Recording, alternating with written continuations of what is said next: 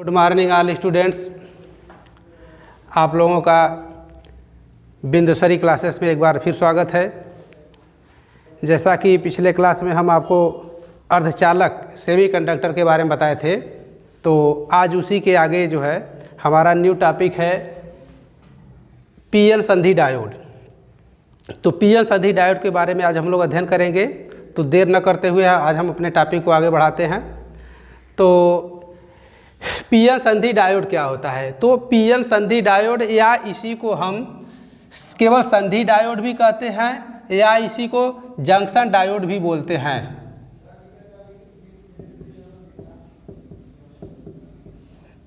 Junction diode कहते हैं। तो ये तो हमारा हेडिंग है, बहुत महत्वपूर्ण। सबसे पहले हम जब लोग डायोड के बारे में जान लेंगे, डायोड होता क्या है, तब हम इसका यूज़ पढ़ेंगे। तो जैसे कि हेडिंग में आप देख रहे हैं कि हेडिंग से ही क्लियर है कि पीएन संधि डायोड। तो पी मतलब पी टाइप अर्धचालक आप पढ़े हैं, पी टाइप अर्धचालक, और एन का मतलब एन टाइप अर्धचालक। और पी टाइप और एन टाइप का संधि मतलब होता है जोड़, यानी दोनों को परस्पर हम संपर्क में कर दे, जोड़ दे, तो डायोड बन जाता है, डायोड तैयार हो जाता है। यानी इस हेडिंग से ही क्लियर है कि पीएन संधि डायोड क्या होता है। यानी हम परिभाषा केवल हेडिंग देकर के बताना चाहें तो बता सकते हैं कि जब पी टाइप अर्धचालक और एन टाइप अर्धचालक पदार्थ को परस्पर संपर्क में रखते हैं तो प्राप्त युक्ति डायोड कहलाती है। संधि मतलब जोड़। तो बाई फिगर हम बताना चाहें तो जैसे ये पी टाइप अर्धचालक है और ये जो है एन टाइप अर्धचालक है, इसको हम जोड़ दें, परस्पर संपर्क में कर दें। तो परस्पर संपर्क का मतलब इस टाइप से हम कर दें, ये पी टाइप हो गया, ये एन टाइप हो गया, ये तो ये हो गया पी एन, और ये होता है संधि। तो ये डायोड तैयार हो गया। तो परिभाषा आपकी यही है। चूँकि आप कहीं कहीं देखते हैं कुछ लोग कहते हैं कि पी टाइप अर्धचालक और एन टाइप अर्धचालक को परस्पर मिला देते हैं तो प्राप्त युक्ति। मिला देते हैं, मिलाने का मतलब क्या है? ऐसा नहीं कि जैसे चीनी में पानी को मिला देते हैं, या पी टाइप अर्धचालक है उसका घोल है और एन टाइप अर्धचालक का घोल है, उसमें दोनों को मिक्स कर दिए तो डायोड बन गया। ऐसा नहीं है। यही चीज़ हम क्लियर करना चाहते हैं कि जब पी टाइप अर्धचालक पदार्थ है और एन टाइप अर्धचालक पदार्थ है, जैसे यहाँ पर है, यहाँ पर अलग अलग है, जब हम इसको परस्पर संपर्क में करेंगे, संपर्क में जैसे यहाँ पर है, संपर्क में कर दिए तो ये जो संपर्क में ये टोटल जो तैयार हुआ संपर्क के माध्यम से, तो ये हो गया आपका डायोड का फॉर्मेशन हो गया। तो हमारा सटीक डिफिनेशन यही है कि जब हम पी टाइप अर्धचालक और एन टाइप अर्धचालक को परस्पर संपर्क में रखते हैं तो प्राप्त युक्ति संधि डायोड कहलाती है। यानी पी एन संधि, अब टोटल मिलकर के क्या हो गया? डायोड। यही है आपका पी एन संधि डायोड। तो पी एन संधि मतलब दोनों का जोड़, संधि मतलब जोड़, और डायोड। तो ये हो गया आपका संधि डायोड की परिभाषा। एक बार पुनः आप क्लियर कर लें कि जब हम पी टाइप अर्धचालक पदार्थ व एन टाइप अर्धचालक पदार्थ को परस्पर संपर्क में रखते हैं तो प्राप्त युक्ति, ये जो टोटल युक्ति है, इसको हम संधि डायोड कहते हैं।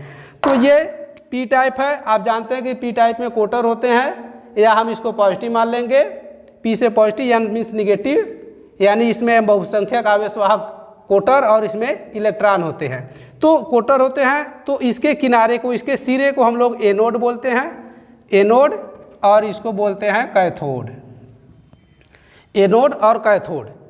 तो ये हमारा डायोड है। तो इसकी परिभाषा हो गई। अब हम आगे चलेंगे प्रतीक पर। इसका सिंबल क्या है? प्रतीक यानी सिंबल। इसका प्रतीक सिंबल क्या है? ये तो इसका फॉर्मेशन है पीएन संधि डायोड का। अब प्रतीक क्या है? प्रतीक के रूप में, यानी फिजिक्स में हम इसका एक ऐसा सिंबल निश्चित किया गया है जिसको कि हम देख करके जान जाते हैं कि यह एक संधि डायोड है। तो पी के लिए इसमें हम देखिए संधि डायोड के लिए पी के लिए एरो का उपयोग करते हैं, और एन के लिए एक खड़ी लाइन, जो कि ये हो जाए, ये पूरा हो गया आपका डायोड। तो ये वाला पोर्शन पी और ये एन, और ये एनोड और ये कैथोड। तो ये आपके संधि डायोड का सिंबल हो गया। प्रतीक हो गया। और इसमें आप जान लीजिए इसको क्या कहते हैं, केवल ये जो एरो वाला भाग है, एरो वाले भाग को हम एम्पलीफायर कहते हैं, केवल एरो वाले भाग को एम्पलीफायर कह सकते हैं। और इसका मतलब क्या है, ये जो हमारा यहाँ पर एरो वाला भाग बना है, ये जो एरो वाला भाग बना है, इसका मतलब ये है कि पीएन संधि डायोड में जो धारा की दिशा होगी वह यह होगी। यानी ये जो एरो वाला भाग बना है यह धारा की दिशा को बताता है। यानी धारा का डायरेक्शन, धारा की दिशा ए से सी यानी एनोड से कैथोड की ओर या पी से एन की ओर होती है, इसका मतलब यह है। और यह एक यूनिडायरेक्शनल डिवाइस है, यूनिडायरेक्शनल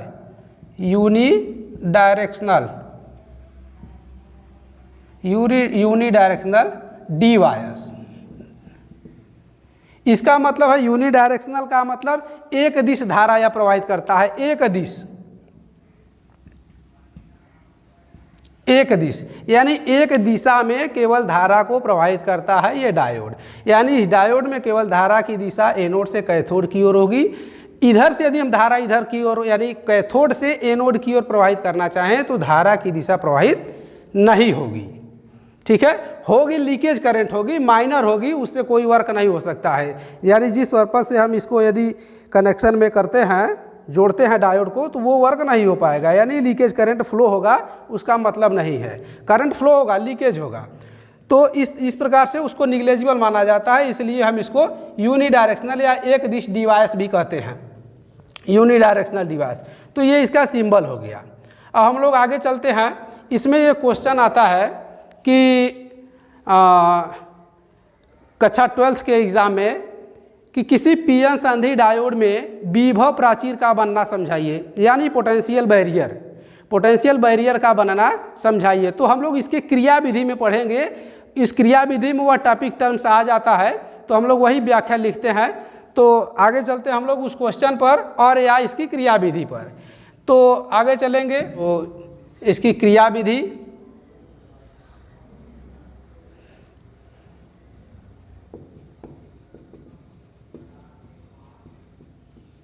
या हम इसको वर्किंग भी कहते हैं।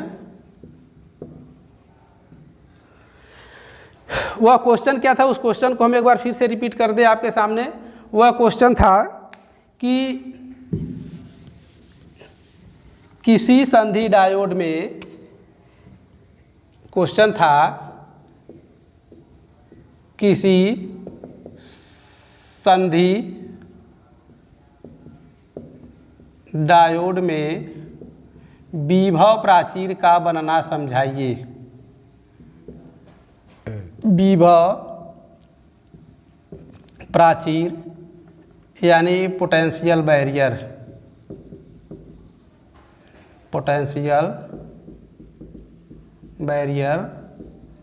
का बनना समझाइए। ये हमारा क्वेश्चन है जो बोर्ड में आता है, बहुत ही इंपॉर्टेंट क्वेश्चन है। तो क्वेश्चन ये पूछता है किसी संधि डायोड में विभव प्राचीर का बनना समझाइए, या तो वही कह देता है कि किसी संधि डायोड के बीच होने वाली के अंदर जब हम परस्पर संपर्क में रखते हैं तो उसमें होने वाली अन्योन्य क्रिया की व्याख्या कीजिए। तो उसके अंदर जो क्रिया होती है उसी की व्याख्या होगी और उसी में इसका सलूशन आपको मिल जाएगा इस क्वेश्चन का। तो चलिए हम लोग व्याख्या पर चलते हैं। तो ये तो इसका सिंबल है, इसका जनरल फॉर्मेशन जो हम बनाए थे उसको आप समझ लीजिए। उसका जनरल फॉर्मेशन हम इस प्रकार से बनाए थे।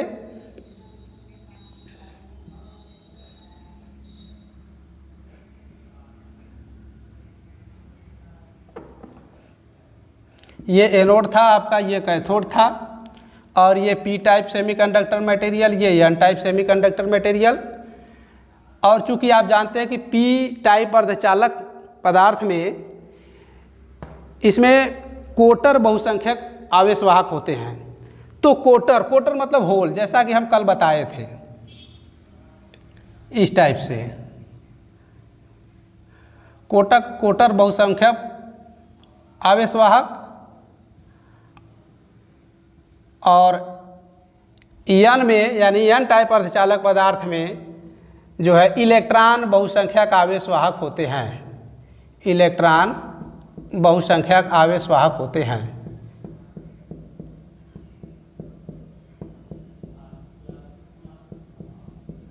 इसमें एक चीज़ और भी जान लीजिए आप कि इसमें जितने कोटर होते हैं, जितने कोटर होते हैं उतने ही मात्रा में ग्राही आयन भी होते हैं। ग्राही आयन मीन्स जो है निगेटिव चार्ज हम कह सकते हैं। ग्राही आयन हम बाहर ना कर करके उसी के बीच में बना दें, उतने ही ग्राही आयन होते हैं, ये कन्फर्म है। और उसी प्रकार से जितने इसमें इलेक्ट्रॉन होते हैं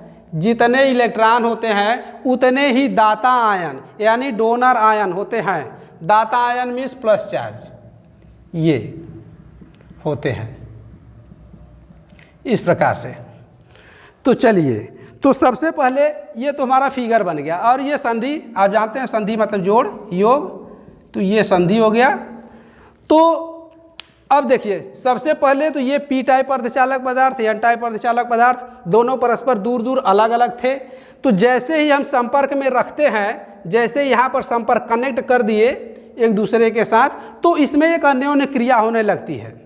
अन्योन्य क्रिया में क्या होती है कि जैसे ही हम पी टाइप अर्धचालक पदार्थ, एन टाइप अर्धचालक पदार्थ को परस्पर संपर्क में रखते हैं, तो संधि के समीप पी क्षेत्र से कोटरों का और एन क्षेत्र से इलेक्ट्रॉनों का विसरण संधि की ओर होने लगता है, इस टाइप से। यानी इधर से कोटर संधि की ओर और इधर एन टाइप से इलेक्ट्रॉन संधि की ओर विसरित होने लगते हैं। तो विसरित का मतलब होता है उधर की ओर गमन करने लगते हैं, यानी संधि की ओर गमन चलने लगते हैं। तो इनके विसरण के कारण, इन कोटरों और इधर से इलेक्ट्रॉनों के विसरण के कारण बहने वाली धारा को, यहाँ पर बीच में एक धारा बहने लगती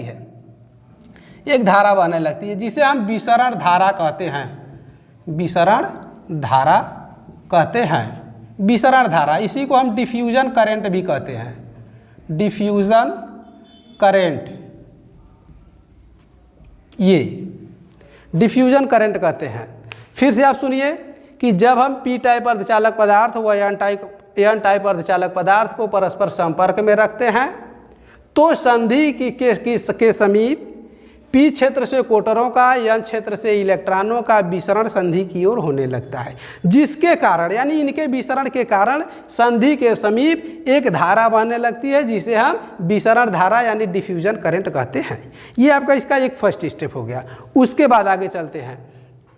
तो जब ये कोटर और इलेक्ट्रॉन एक दूसरे को संधि के समीप जब पहुँचते हैं, तो एक दूसरे को उदासीन करते हैं। चूँकि कोटर को हम सामान्यतः धन आवेश और इसको इलेक्ट्रॉन ऋण आवेश होता है, आप जानते ही हैं। तो ये धन आवेश और ऋण आवेश मिलकर करके संधि के समीप एक दूसरे को उदासीन करने लगते हैं। तो ये जब संधि के समीप उदासीन होते हैं यानी न्यूट्रलाइज होते हैं, तो ये अपने पीछे एक अपोजिट चार्ज यानी विपरीत आवेश छोड़ते हैं। यानी कोटर जो धन आवेश है वो अपने पीछे ऋण आवेश, और जो इलेक्ट्रॉन है ऋण आवेश है, वो उदासीन होने के बाद अपने स्थान पर धन आवेश को छोड़ता है।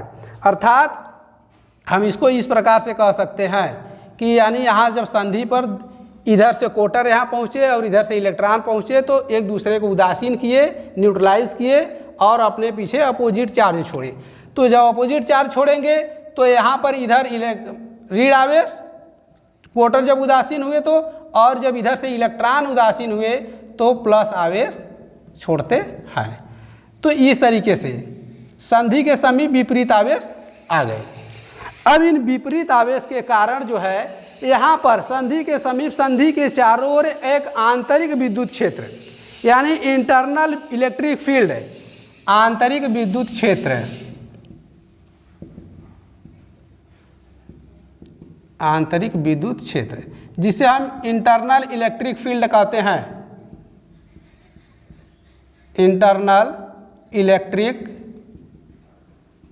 Field, FIELD, internal electric field generate हो जाता है। एक आंतरिक विद्युत क्षेत्र संधि के समीप उत्पन्न हो जाता है, जिसकी दिशा, उस आंतरिक विद्युत क्षेत्र की दिशा N से यानी N टाइप अर्धचालक से P टाइप की ओर यानी N से P की ओर होती है। इंटरनल इलेक्ट्रिक फील्ड जिसकी दिशा N से P की ओर होने लगती है। तो इस आंतरिक विद्युत क्षेत्र यानी इंटरनल इलेक्ट्रिक फील्ड के कारण P क्षेत्र से कोटरों का, N क्षेत्र से इलेक्ट्रॉनों का विसरण संधि की ओर रुक जाता है, यानी अब नहीं होता है। किसके कारण नहीं होता है? इसके आंतरिक विद्युत क्षेत्र के कारण विसरण नहीं होता है। तो इसके कारण अब विसरण रुक गया, इधर से कोटर संधि के समीप नहीं जा पाते हैं और इधर से इलेक्ट्रॉन संधि के समीप नहीं जा पाते हैं, तो न्यूट्रल होना, उदासीन होना बंद हो जाता है। तो यह एक जो हमारा आंतरिक विद्युत क्षेत्र है, इंटरनल इलेक्ट्रिक फील्ड है, यह एक बैरियर का काम करता है। बैरियर क्या होता है? बैरियर यानी एक रुकावट। बैरियर यानी रुकावट, यानी इनके बीच में, कोटरों और इलेक्ट्रॉनों के बीच में एक रुकावट उत्पन्न हुआ है, जिसे हम बैरियर कहते हैं। तो यह क्या है? पोटेंशियल यानी विभव बैरियर हम कह सकते हैं। तो हम इसे पोटेंशियल बैरियर इंग्लिश में, यानी पोटेंशियल बैरियर, या हम इसे विभव प्राचीर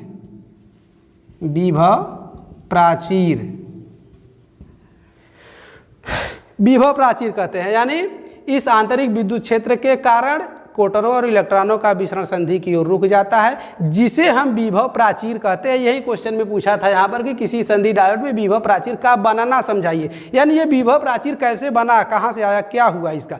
तो मतलब यही है कि विभव प्राचीर कैसे जनरेट हुआ, यही आपसे क्वेश्चन करना चाह रहा था। तो यही इसकी व्याख्या है। आगे चलते हैं इसमें हम लोग। तो ये विभव प्राचीर जब बन गया, अब देखिए, तो यहाँ से विभव प्राचीर के कारण संधि जो है इलेक्ट्रॉनों और कोटरों का विसरण रुक गया है। अब इसमें हम क्या कहेंगे, ये जो क्षेत्र है, इसके आगे का टर्म, ये जो क्षेत्र है, यानी ये क्षेत्र, यानी संधि के समीप के, संधि के चारों ओर का वह क्षेत्र है, संधि के समीप का वह क्षेत्र, ये पूरे क्षेत्र की बात कर रहा है। ये जो संधि के समीप के चारों ओर का वह क्षेत्र है, जिसमें ये आंतरिक विद्युत क्षेत्र है, ये इंटरनल इलेक्ट्रिक फील्ड जनरेट हुआ है, उस क्षेत्र को अवक्षय क्षेत्र कहते हैं। उस क्षेत्र को, इसको क्या कहते हैं? अवक्षय क्षेत्र, या हम इसी को इंग्लिश में डिप्लीशन रीजन भी बोलते हैं। डिप्लीशन रीजन,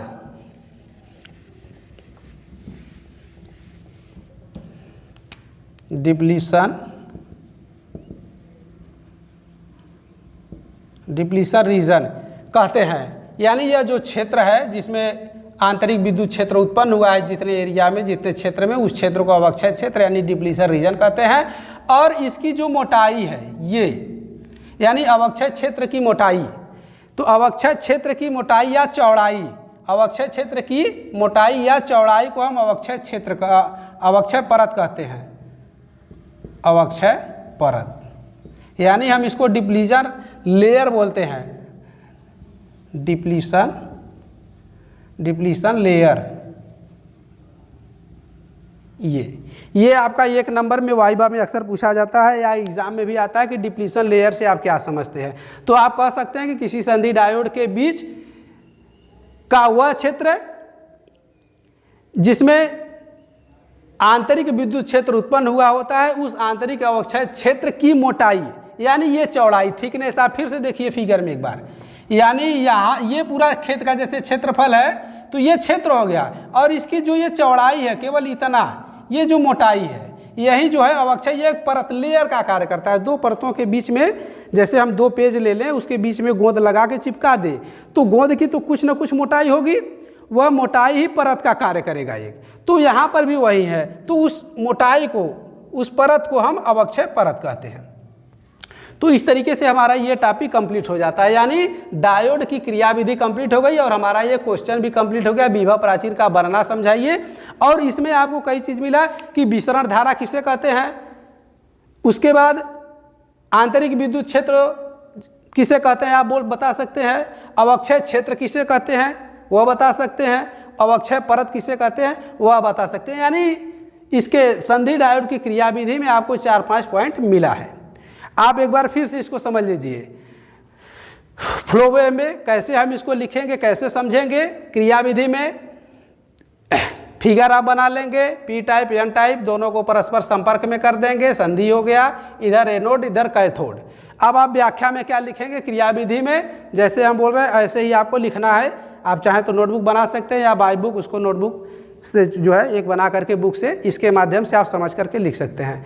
तो फिर से समझिए क्रियाविधि, तो यहाँ पर बना लिए, लिखेंगे कैसे, जब पी टाइप अर्धचालक पदार्थ व एन टाइप अर्धचालक पदार्थ को परस्पर संपर्क में रखते हैं, यानी सटाते हैं, संपर्क में रखते हैं, तो पी क्षेत्र से कोटरों का, ये कोटर है, ये इलेक्ट्रॉन है, पी क्षेत्र से कोटरों का, एन क्षेत्र से इलेक्ट्रॉन का विसरण संधि की ओर होने लगता है। इस विसरण के कारण बहने वाली धारा को विसरण धारा कहते हैं। जब कोटर और इलेक्ट्रॉन संधि के समीप पहुंचते हैं तो एक दूसरे को उदासीन करने लगते हैं तथा अपने पीछे विपरीत चार्ज, विपरीत आवेश छोड़ते हैं, यानी कोटर माइनस चार्ज और इलेक्ट्रॉन प्लस चार्ज को छोड़ते हैं। तो संधि के समीप दोनों ओर विपरीत चार्ज हो गए। तो इस विपरीत चार्ज के कारण, अपोजिट चार्ज के कारण एक आंतरिक संधि के समीप एक आंतरिक विद्युत क्षेत्र उत्पन्न हो जाता है। आंतरिक विद्युत क्षेत्र यानी इंटरनल इलेक्ट्रिक फील्ड जनरेट हो जाता है। इस आंतरिक विद्युत क्षेत्र के कारण संधि के समीप कोटरों का और इलेक्ट्रॉनों का विसरण रुक जाता है। आंतरिक विद्युत क्षेत्र के कारण विसरण रुक जाता है। तो इस आंतरिक विद्युत क्षेत्र को ही हम अवक्षय क्षेत्र कहते हैं, यानी जितने क्षेत्र में आंतरिक विद्युत क्षेत्र उत्पन्न हुआ है तथा उस अवक्षय क्षेत्र की मोटाई को हम अवक्षय परत कहते हैं। ठीक है, तो यहाँ पर एक था जो है विभव प्राचीर। विभव प्राचीर में क्या था, विभव प्राचीर वही था जो ये इंटरनल इलेक्ट्रिक फील्ड जिसके कारण जितने क्षेत्र में जनरेट हुआ है, तो इस आंतरिक विद्युत क्षेत्र के कारण ही विसरण रुका हुआ है। तो इस तरीके से यह टॉपिक कंप्लीट हो जाता है। आगे इसी में हम आपको बता दें संधि डायोड की अभिनति। संधि डायोड की अभिनति यानी biasing of junction diode, biasing of junction diode. अभिनति का मतलब होता है जोड़, बाइसिंग मतलब वही इंग्लिश में है, बाइसिंग ऑफ जंक्शन डायोड यानी संधि डायोड की अभिनति। अभिनति का मतलब इसको कनेक्शन से मतलब है, यानी संधि डायोड को हम जो है सर्किट में किस प्रकार कनेक्ट करते हैं। तो चूंकि आप देख रहे हैं कि कोई भी संधि डायोड है, तो ये संधि डायोड है डी, इसका ये पी सिरा है, ये एन सिरा है और इधर जो है आपका एनोड, ये कैथोड। तो चूंकि जैसे हम कनेक्शन में करना चाहते हैं, ये बैटरी है, ये प्लस है, ये माइनस है, तो हम इसको केवल दो तरीके से जोड़ सकते हैं। या तो हम एनोड को यानी संधि डायोड के ए सिरे को बैटरी के धन सिरे से और कैथोड को ऋण सिरे से, या जो है कैथोड को ऋण धन सिरे से और जो है एनोड को ऋण सिरे से। ये दो प्रकार से हम जोड़ सकते हैं। तो यदि आपको कॉन्सेप्ट के रूप में बता दें कि जैसे, तो हम दो प्रकार से जोड़ सकते हैं।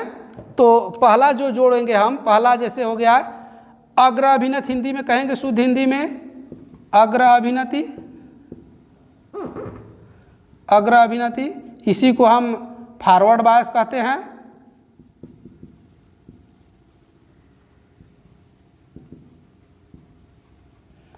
और दूसरा होता है पश्च अभिनति, पश्च या इसी को उत्क्रम भी बोलते हैं,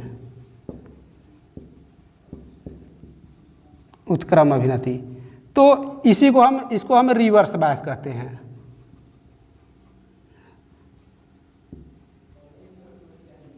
रिवर्स बायस्ड।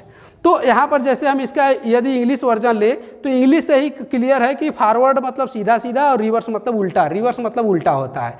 तो यानी कोई भी डायोड है, इसको हम बैटरी के साथ सीधा सीधा जोड़ दें, यानी एनोड आपका सदैव धनात्मक और ये यानी ये पी, ये एन, तो एन का मतलब ये कैथोड ऋणात्मक होता है, और यदि बैटरी है इसका ये प्लस, ये माइनस, यानी सीधा सीधा। सीधा सीधा का मतलब ये कि धन सिरे को डायोड के धन सिरों यानी एनोड को बैटरी के धन सिरे से और कैथोड को बैटरी के ऋण सिरे से जोड़ दे, तो यह इस प्रकार की अभिनति फॉरवर्ड बायस कहलाता है। फॉरवर्ड बायस कहलाता है, यानी अग्राभिनति में कहलाता है। यदि हम इसी को उल्टा जोड़ दें, यानी कोई संधि डायोड है,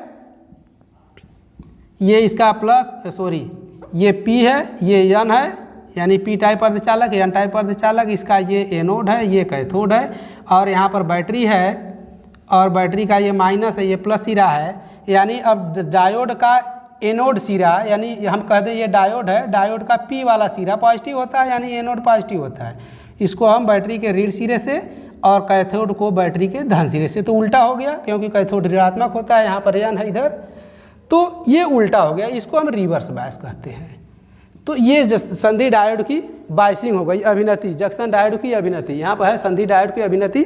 इसका मतलब यही है कि अभिनति दो प्रकार की होती है, अग्र अभिनति, पश्च या उत्क्रम अभिनति, यानी फॉरवर्ड रिवर्स। फॉरवर्ड मतलब यहाँ पे सीधा सीधा, मतलब प्लस सिरा प्लस बैटरी के प्लस से और ऋण सिरा बैटरी के ऋण सिरे से, तथा यहाँ पर संधि डायोड का प्लस सिरा बैटरी के ऋण सिरे से और संधि डायोड का सिरा बैटरी के धन सिरे से, ऋण सिरा धन सिरे से जोड़ देते हो, तो ये रिवर्स बायस, ये फॉरवर्ड बायस, ये संधि डायोड की अभिनति हुई।